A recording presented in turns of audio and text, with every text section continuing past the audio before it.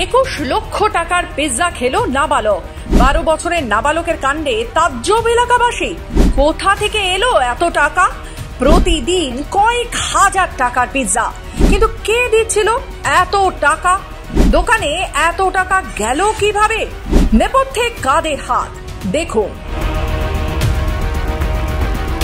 নতুন প্রজন্মের প্রিয় খাবার পিৎজা, কিন্তু তাই বলে 21 লক্ষ টাকার পিৎজা? শুনতে অবিশ্বাস্য লাগলেও বাস্তবে ঘটেছে এমনই চাঞ্চল্যকর ঘটনা পূর্ব বর্ধমানের কালনায়। 6ষ্ঠ শ্রেণীতে পড়া এক নাবালক কয়েক মাস ধরে প্রায় প্রতিদিনই কালনার এক নামকরা পিৎজা দোকানে পৌঁছে যেত। সঙ্গে থাকতো বন্ধু বান্ধব আর ব্যাগ ভর্তি টাকা। পিৎজা খাওয়া, দোকান বুক করা, বন্ধুদের খাওয়ানো, সব মিলিয়ে পিৎজার নামে উড়ে গেল 21 লক্ষ টাকা। জানা গেছে ওই নাবালকের পরিবার সম্প্রতি একটি জমি বিক্রি করে প্রায় 25 লক্ষ টাকা বাড়ির লকারে রেখেছিল। তারপর দিন সকালে পরিবারের লোকজন লকার খুলতেই মাথায় হাত, গায়ে পুরো 21 লক্ষ টাকা। শুরু হয় তোলপাড়। অভিযোগ ওঠে ছেলেটি নাকি লুকিয়ে লকার থেকে টাকা সরিয়ে নিয়েছে। তবে এখানেই শেষ নয়। পরিবারের দাবি, এই ঘটনা শুধুমাত্র তাদের বাড়ির এই নাবালকটি নয়, জড়িত রয়েছে এলাকার কিছু প্রভাবশালী ব্যক্তি। তাদের মদতেই নাকি এই বিপুল অঙ্কের টাকা ছেলেটির হাত দিয়ে খরচ করানো হয়েছে। এমনকি তাকে ভয় দেখিয়ে টাকা আদায়ের অভিযোগও উঠেছে। আমি নিজে তো জানি না যে কবে থেকে হচ্ছে, 2 মাস ধরে খাওয়া যাচ্ছে। কাল আমি আজ 3 দিন আগে যখন লকার খুলে দেখছি তখন দেখছি টাকা নেই।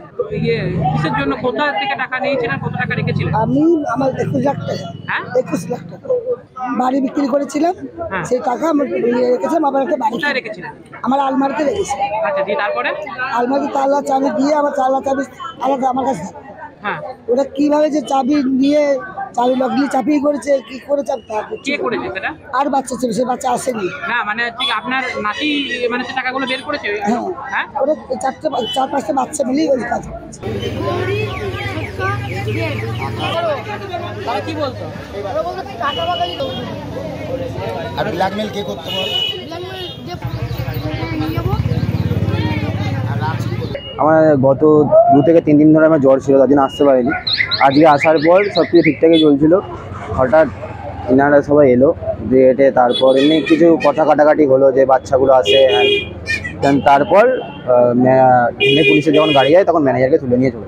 মানে এই বাচ্চাগুলো কতদিন ধরে আপনাদের এই ইয়েতে আসছে? 1 মাসের বেশি। 1 মাসের বেশি। প্রতিদিন কত টাকা করে খাবার? প্রতিদিন আমি তো ওপরে থাকতাম না, আমি বেশিরভাগ সময় নিচেই থাকতাম। ওপরের ফ্লোরটা অন্যজন দেখতো, তো তার কাছেই বেশিরভাগ সময় বিল যেত।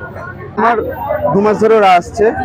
2 মাস পরে এই ঘটনাটার উদ্ঘাটন হয় যে পয়সা নেই বাড়িতে। আমি শুনি এত টাকা আমি প্রথমেই জানতাম না। 21 লাখ টাকার মতো চুরি হয়েছে। তো ওরা সেই পয়সাটা 2 মাস ধরে ভাঙিয়ে মানে কোনোদিন 2টো বান্ডিল, কোনোদিন 1টা বান্ডিল প্রতিদিন করে নিয়ে আমার রেস্টুরেন্ট, মানে আমি রেস্টুরেন্টে কাজ করি, এই রেস্টুরেন্টে আসতো এবং এসে প্রতিদিন 2000-3000 করে বিল করতো। আবার বাচ্চাটা কত বছর বয়স? বাচ্চাটার বয়স হচ্ছে 12 থেকে 14 বছরের মধ্যে হবে। কতজনকে নিয়ে আসে এরকম? ওরকম 5-7 জনকে ডেলি নিয়ে আসে। কোনোদিন 2জন, কোনোদিন 3-4 জন, কোনোদিন 7 জন। 2 দিন বার্থডে বুকিং করেছিল, সেদিনকে 15 জন 16 জন করে এসেছিল। মানে পুরোটা বুকিং করে নিতে? পুরোটা বলতে ওপরে একটা রেস্টুরেন্ট আছে 20 জনের সিটিং এরিয়া, সেটা পুরোটাই। ঘটনার তদন্তে নেমেছে কালনা থানার পুলিশ। ইতিমধ্যে পিৎজা দোকানের ম্যানেজারকে আটক করে জিজ্ঞাসাবাদ শুরু হয়েছে। দোকানের কর্মীদেরও জেরা করা হচ্ছে। শুক্রবার দুপুরে দোকানের সামনে ছড়ায় উত্তেজনা। ভিড় জমান এলাকার মানুষ ও ক্ষুব্ধ পরিবারের সদস্যরা। সারা শহর জুড়ে এখন একটাই প্রশ্ন, কে এই ঘটনার মূল চক্রী? আদৌ কি এক কিশোরের পক্ষে এত টাকা খরচ করা সম্ভব, নাকি এর পেছনে রয়েছে বড় সড় চক্র? তদন্তে নেমেছে পুলিশ।